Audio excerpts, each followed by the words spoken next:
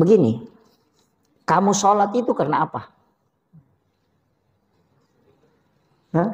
Coba. Surga itu kan makhluk. Neraka itu kan makhluk. Kalau kau sholat karena surga, berarti kau sholat karena makhluk. Maka itu musyrik.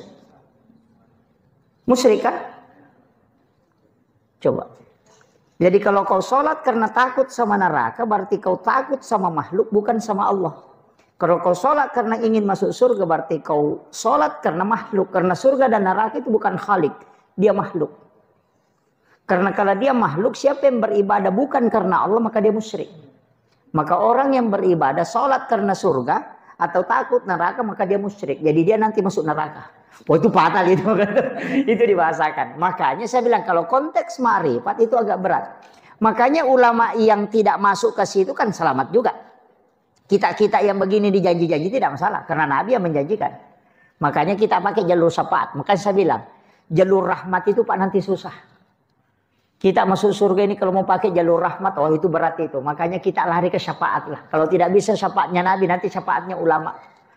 Makanya kirimkan Fatihah Guru Tegi Haji Muhammad Tahir, Iman Lapi, kirimkan Fatihah wali-wali yang ada di sini. Nanti kita masuk ke benderanya itu.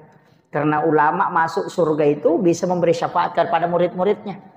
Makanya kirimkan Fatihah, nyantol aja ke situ. Nanti kita ikut di bisnya ulama itu istilahnya. Kan Nabi mengatakan di antara umatku para wali itu masuk surga dengan bisa memberi syafaat kepada yang lain.